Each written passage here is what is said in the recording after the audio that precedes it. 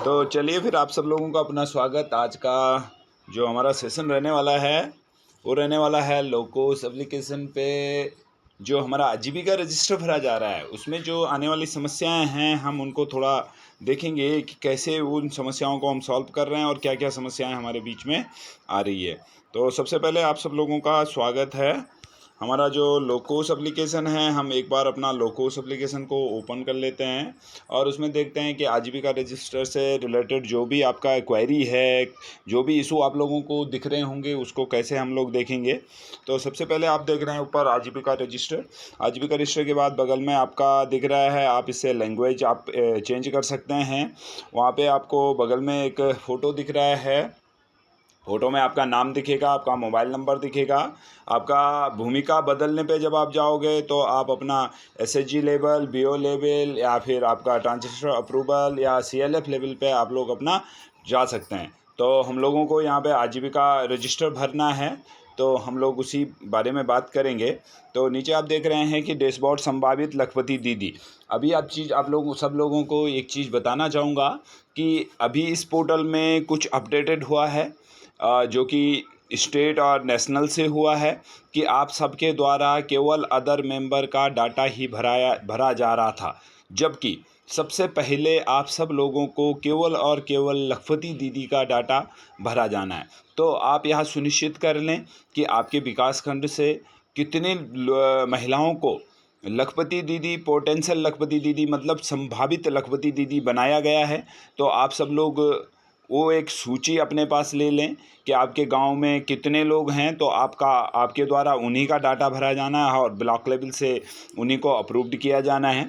तो आप लोग सीधे यहाँ से यदि इसको हम बंद करते हैं संभावित लखपति दीदी को, तो आपके पास कोई भी डाटा उस ग्राम पंचायत का नहीं खुलेगा।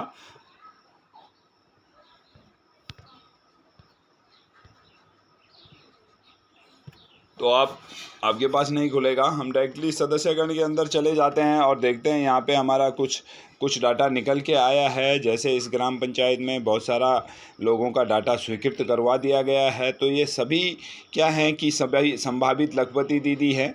तो आपको यहाँ से बस सिंपली ऐसे ही अप्रैल से जून का डाटा आप सब लोगों को भरना है। अब आप यहाँ पे सुनिश्चित कर लें कि यदि आप अप्रैल से जून का डाटा यहाँ पे नहीं भरते हैं और आपने गलती से जुलाई से सितंबर का डाटा भर दिया, तो वह ब्लॉक लेवल पे नहीं पहुँचेगा और ना ही बीपीएम आईडी पे ब्लॉक लेवल पे अप्रूवल के लिए शो होगा। तो आपको पुनः या अप्रैल से लेकर जून का डाटा भरना होगा और सबसे पहले केवल अपनी ग्राम पंचायत में संभावित लखपति दीदियों का ही डाटा आपको भरना है। तो आप सबसे यही निवेदन रहेगा कि आप आजकल में 1-2 दिन 4 दिन के अंदर जब भी आप लोगों को समय हो, आप अपना लखपति दीदी का डाटा आप अपना क्लियर करें सबसे पहले। उसके बाद आप लोगों के लिए यहीं पे आप देख रहे हैं प्लस बटन से आप जैसे ही टैग करते हैं तो यहाँ पे आपको पहले कुछ और चीज़ दिखाई देती थी जब हम अदर मेंबर का डाटा भर रहे थे। तो इस नेशनल टीम के द्वारा इस पूरे पेज को यहाँ से हटा दिया गया है कि आप लखपति दीदी का डाटा नहीं भर रहे हैं बल्कि आप अपने गांव के अदर मेंबर का डाटा भर रहे हैं। इसलिए इस पेज को हटाने की ज़रूरत पड़ी और नेशनल की टीम ने ये पूरे पेज को हटा दिया गया है। ये जल्दी आप सब लोगों के लिए दोबारा से शुरू कर दिया जाएगा। जैसे कि हमारे द्वारा नेशनल टीम से बात हुई है कि जल्दी इस पेज को हम लोग दोबारा शुरू कर देंगे। तो फिलहाल तो हम यहाँ पे देखते हैं कि हमारी ग्राम पंचायत में जिस गांव का हम डाटा भर रहे हैं उसमें कितने लखपति दीदी है जो अभी तक हमने मैप जिनको नहीं करा। तो हमारे पास बांदू है ग्राम पंचायत, देखते हैं बांदू में कितने लोग अभी भी छूट गए हैं। एक एक समूह को देखेंगे। बौखनाग एसएचजी की बात करें तो इसमें एक दिख रहा है, इसमें इसके मेंबर सभी ले लिए गए हैं इसलिए ये मेंबर नहीं दिख रहे होंगे। भैरव एसएचजी की बात करें तो भैरव एसएचजी में अभी रेखा, सुनता, कांता, विमला देवी, हम इनको एक टैग कर लेते हैं। ठीक है, आगे बढ़ लेते हैं। एक मेंबर का भर के देखते हैं कि आपको संभावित लखपति दीदी ही चयन करनी है। यहाँ पे आप यहाँ सुनिश्चित कर लें। उसके बाद उसे पूछ रहा है वित्त पोषण का विवरण कि यदि आपके द्वारा किसी प्रकार का कोई लोन लिया जाता है तो आप यहाँ पे इस लोन के बारे में चढ़ा सकते हैं। आपने कोई फ़ंड लिया है तो इसके बारे में चढ़ा सकते हैं। हो सकता है कि इस महिला के द्वारा एसएचजी से कोई लोन लिया गया या इसके द्वारा लोन नहीं लिया गया। तो मेरे पास जो ये मेंबर है इसके द्वारा अभी तक कोई लोन नहीं लिया गया है, तो मैं इसको डायरेक्टली सीधे अगला कर देता हूँ। और इसमें यदि आपके द्वारा पीछे आप एक बार देखेंगे कि यदि लोन लिया गया तो आपको लोन का विवरण वहाँ पे चढ़ाना है। जिस भी फंड से लोन लिया है उसका विवरण चढ़ाना है। आपको यहाँ पे देख रहे हैं कि आजीविका का विवरण पूछा गया है आपके द्वारा। यहाँ पर फार्म में पशुपालन, और यदि वो फसल आधारित करती है तो पशुपालन तो नहीं करती है, फसल आधारित काम करती है यह महिला, तो हम उसका फसल आधारित भर देते हैं। गैर कृषि में वो कारोबार, सेवा और विनिर्माण के क्षेत्र में यदि कुछ करती है तो ठीक है, नहीं तो आप इसको छोड़ देंगे। अन्य के क्षेत्र में वो मजदूरी करती है, मनरेगा मजदूरी करती है, तो हम इसको एक बार जमा कर देंगे। जैसे हम इसको जमा कर देंगे ये मेंबर आगे निकल के आ जाएगी। बिमला देवी को हमने टैग करा था, सबसे ऊपर ही बिमला देवी आपके पास दिख जाएगी। बिमला देवी के आगे 3 डॉट में जाके आजीविका गतिविधि को आपको भरना होगा। जो 2 प्रकार की आजीविका गतिविधि आपने उसकी लगाई है, उसको 2 प्रकार की आजीविका गतिविधि को उसे भरना होगा। फसल आधारित सबसे पहले आएगा फसल आधारित गतिविधि। अब इसमें फसल आधारित गतिविधि में महत्वपूर्ण चीज़ है कि नीचे, सबसे नीचे देख रहे होंगे सीजन जोड़ने की बात करते हैं। तो सीजन जैसे ही आप जोड़ेंगे उसके बाद आपसे पूछा जाएगा ऋतु, किस ऋतु का आप भर रहे हैं। तो रबी का भर रहे हैं तो रबी, और खरीफ का भर रहे हैं तो खरीफ का डाटा आपको यहाँ पे चढ़ाना है। यदि रबी का भर रहे हैं तो गेहूँ हम लोग ले सकते हैं, मटर ले सकते हैं, सरसों ले सकते हैं। जो रबी के सीजन में होने वाली सभी फसलें हैं उनको सब ले सकते हैं। कितने की आमदनी, कितने का आमदनी उसकी हो रही है, तो यहाँ पे एक हेक्टेयर चूज कर लेंगे। और हेक्टेयर का एक फार्मूला है, 1 नाली बराबर 0.02 नाली। तो आप लोग इसको यूज़ कर सकते हैं कि उसने कितने नाली पे किया। तो इसको हमने पता है कि इसने 5 नाली पे जो है अपना गेहूँ बोया था। तो 5 नाली पे जो गेहूँ बोया था, हम लोग इसको लगा देते हैं 0.10 पे इसने गेहूँ बोया था। और उत्पादन की इकाई इसकी हुई किलो में। कुल उत्पादन इसके पास जो है 3 कुंटल का हुआ है, यानी कि 300 किलो हुआ है। एमएसपी का उपयोग की बात करें तो एमएसपी होता है कि न्यूनतम समर्थन मूल्य। यह आपके पास नहीं होगा, ये जब बड़ी मंडियां जहां होती है वहां पे यूज़ किया जाता है एमएसपी। तो आपको ऐसा नहीं, बल्कि इसको 9 ही रखना है। औसत बाज़ार मूल्य की बात करें तो गेहूँ 20 रुपये का है, तो ये 6,000 रुपये निकल के आ गया। अब हम थोड़ा सा इसके खर्च की बात करते हैं कि इसने जो इनकम करा, इसने जो आमदनी करी है फसल से, वो उसके अंदर उसने कितना खर्च करा। तो टोटल उसने 6,000 रुपये के ऊपर, आपने देखा जब हमने आमदनी वाला पार्ट खोला हुआ था तो उसमें 6,000 रुपये का इनकम करा है। और अभी इसका कुल कितना खर्च हुआ है, तो 20 पे निवेश हुआ है। यदि हम 5 नाली पे बात करें तो 600 का 20 आपको यूज़ किया जाएगा।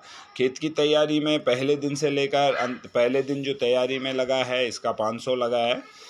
उर्वरक और पोषक तत्व डाले हैं तो 300 का यूजेबल हुआ है। कीट प्रबंधन में 200 का उसने, हो सकता है इस महिला के द्वारा 200 का कीट प्रबंधन के लिए बाज़ार से दवाइयाँ खरीदी गई है। सिंचाई लागत यदि कुछ है तो 0, और आप भी अन्य लागत कुछ है, अन्य कुछ लागत है तो इसको आप कर सकते हैं, नहीं तो फिर 0 कर सकते हैं।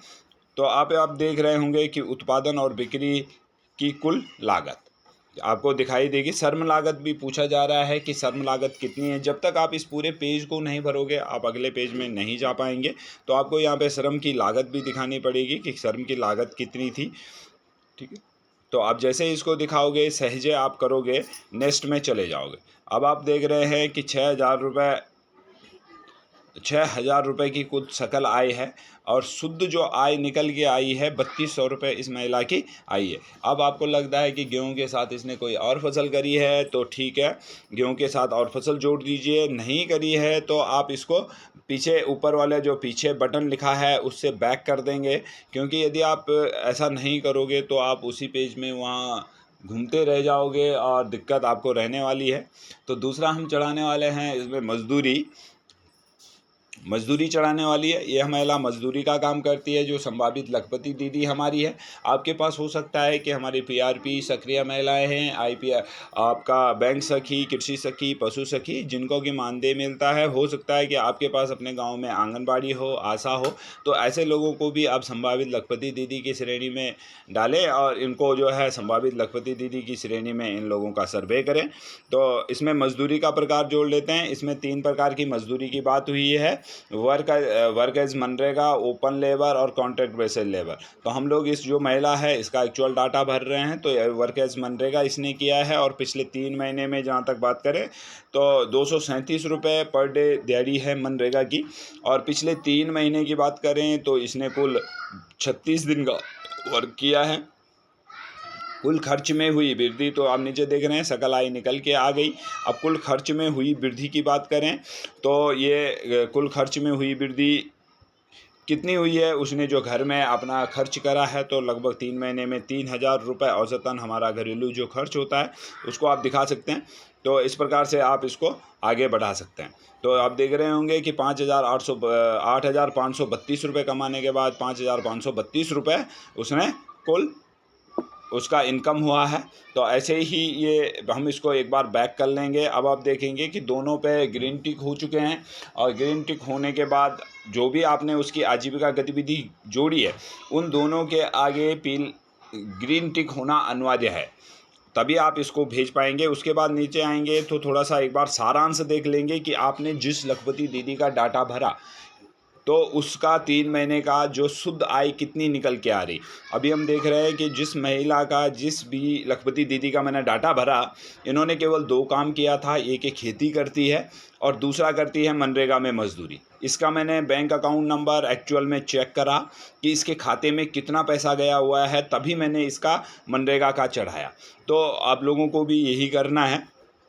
कैसे इसको हम लोग चढ़ाएंगे लखपति दीदी को, तो आप देख रहे हैं शुद्ध आय इसको 8,732 रुपये आपको शुद्ध आय हुई है। अब आप एक बार बैक कर सकते हैं। बैक करने के बाद आप यहाँ देख रहे हैं कि बिमला देवी उमा देवी दोनों का कलर एक जैसा है, लेकिन बिमला देवी के नीचे लिखा है प्रोफाइल पूरा किया गया और नीचे लिखा है स्वीकृत हो चुका है। उमा देवी का प्रोफाइल जो है वो ब्लॉक लेवल से स्वीकृत हो गया है और जो बिमला देवी है उसको प्रोफाइल हमने अभी स्वीकृत नहीं करा है, तो इसको हम मंजूरी के लिए भेज देंगे। इस प्रकार से इसको मंजूरी के लिए भेज देते हैं।